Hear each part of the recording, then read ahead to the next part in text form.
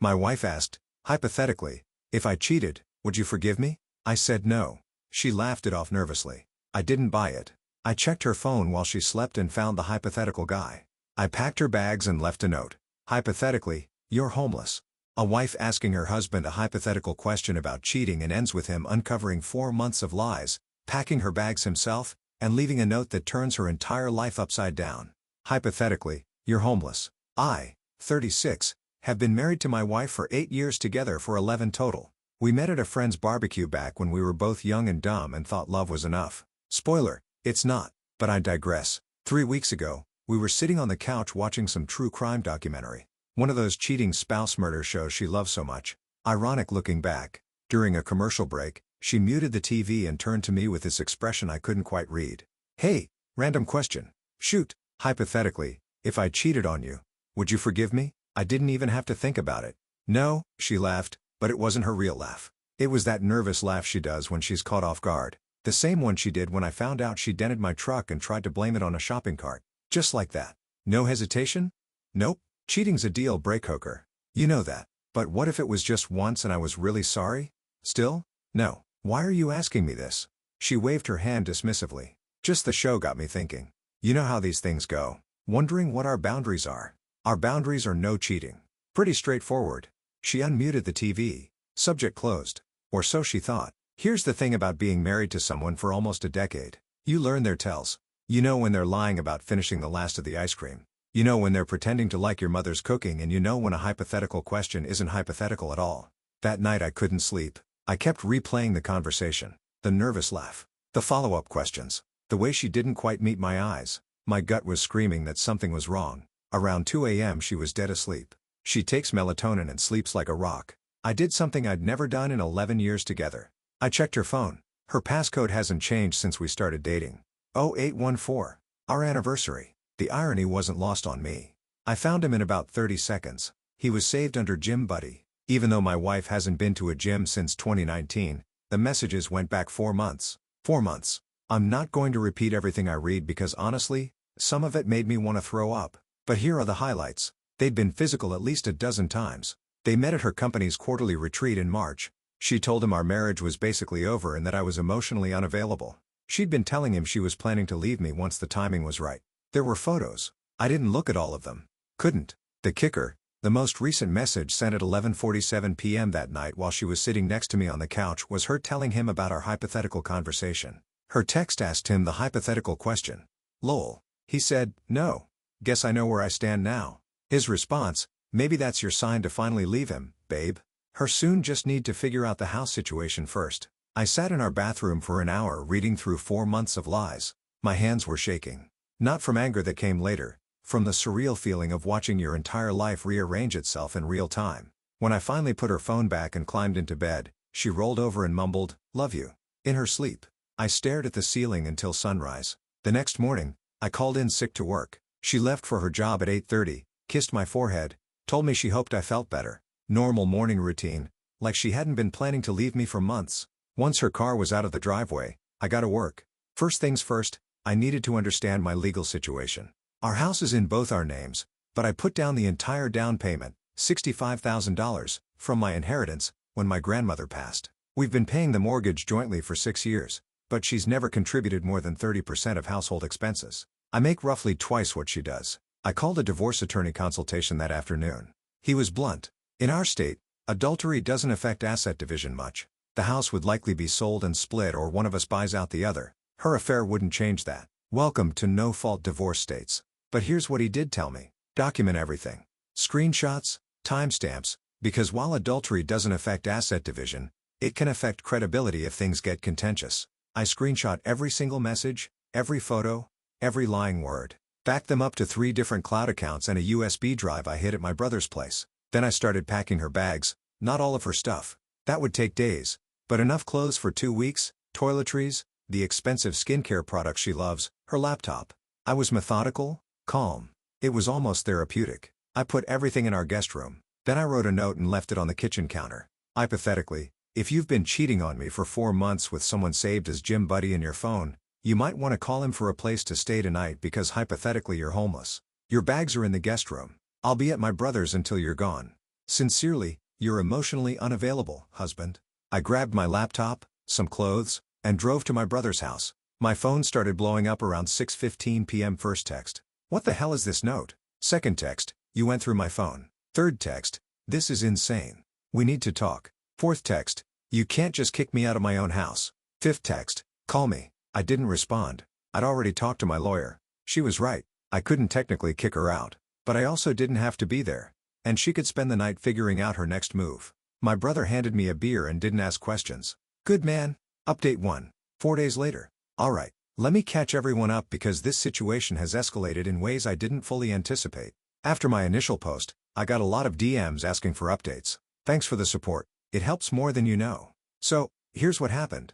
I stayed at my brother's place for 2 nights. During that time, my wife called me 23 times. I answered once on the second night because she threatened to call the police and report me missing. I'm not missing.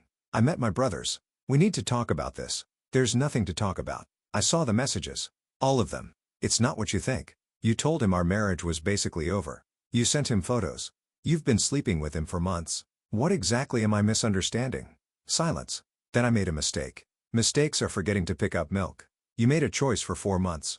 Can you please just come home so we can discuss this like adults? I'll come home when you're ready to move out. My lawyer will be in touch. She started crying. I hung up. The next day, I went home while she was at work. Changed the locks on the garage door, the one with the keypad she uses. She still had her house key so she could get in the front door, but she'd figure out pretty quick that things were changing. Was it petty? Yeah. Did it feel good? Also, yeah. That evening, the real circus began. Her mother called me. This woman has never liked me. Always thought her daughter settled by marrying a project manager instead of a doctor or lawyer. Now she was calling to lecture me about marriage. You can't just abandon your wife over one mistake.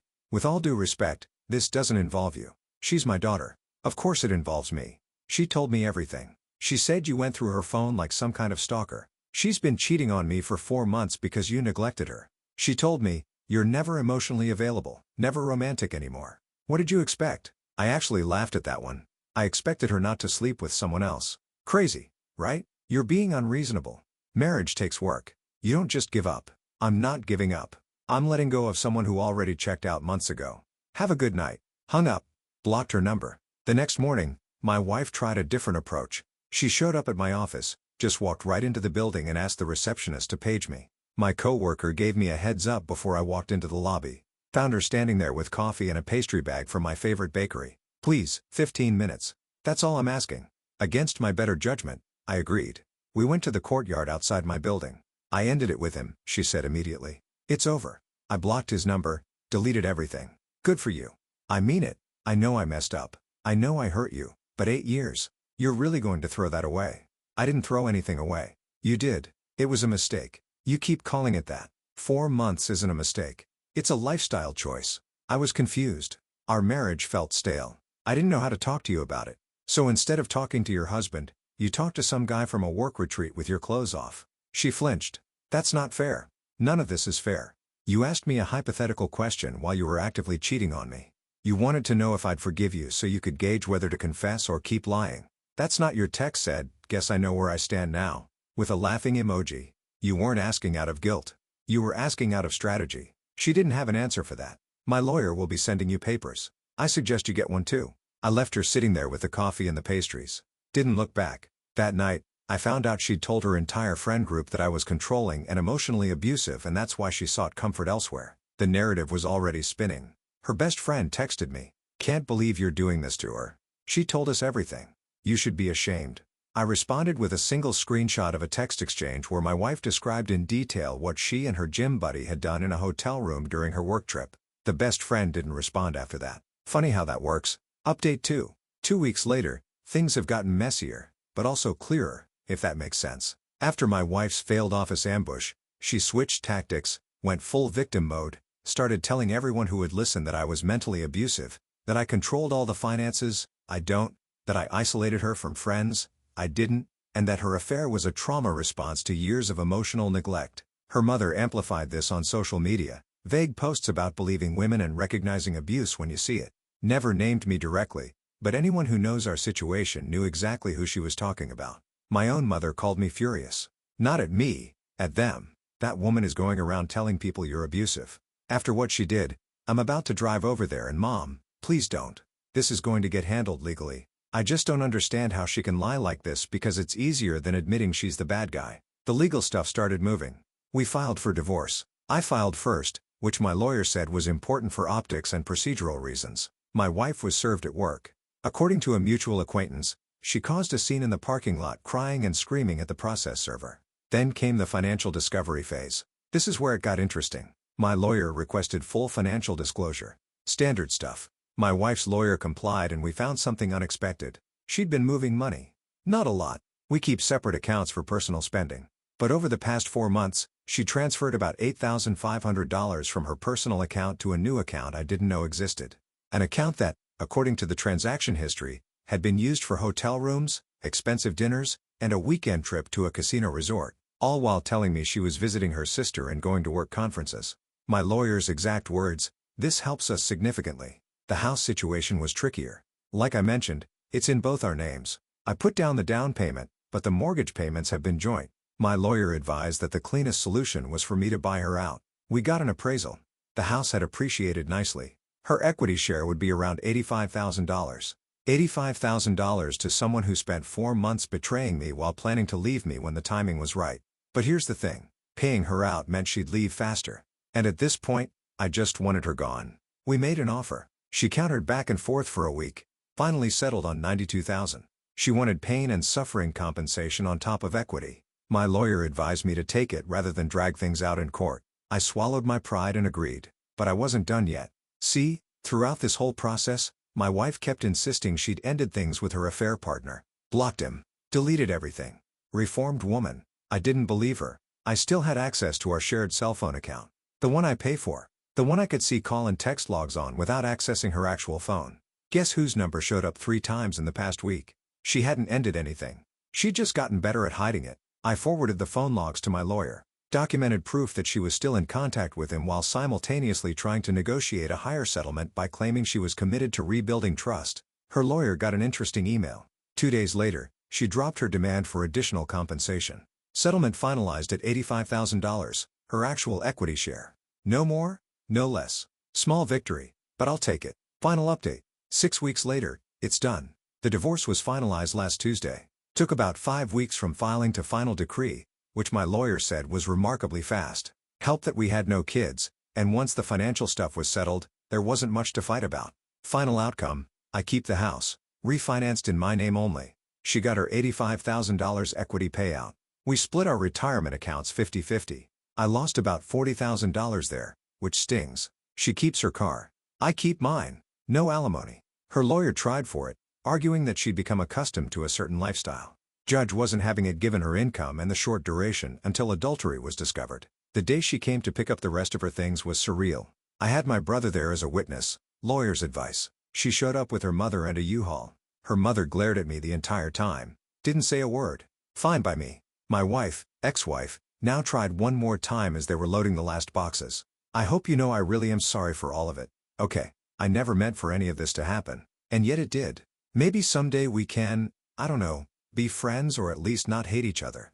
I don't hate you. I just don't trust you and I don't want you in my life. She looked like she wanted to say more. Her mother grabbed her arm and steered her toward the U-Haul. They drove away. I stood in my driveway and felt nothing. Not relief. Not sadness. Not anger. Just emptiness. 11 years, and it ended with a U-Haul in the driveway on a Tuesday afternoon. The aftermath has been weird. I lost some mutual friends, the ones who bought her abuse narrative, kept the ones who knew better. My family has been incredible. My brother especially. He let me crash at his place for a week, helped me change the locks, sat with me while I ugly cried into a bottle of whiskey one night when it all hit me. I found out through the grapevine what happened with the affair partner. Turns out he's married too. Has been for 12 years. 2 kids. His wife found out about the affair roughly 2 weeks after I did. Apparently, my wife wasn't the only woman he was coaching at the gym. Yeah, my wife wasn't even his only affair. She was one of 3. His wife filed for divorce. He's apparently living in an extended stay hotel and paying child support plus alimony while his now ex-wife keeps their house. As for my ex, last I heard, she's living in a small apartment with her mother. The $85,000 went faster than she expected. First and last month's rent, a new car after her old one died, credit card debt she'd apparently been hiding. She's already asking her friends for money.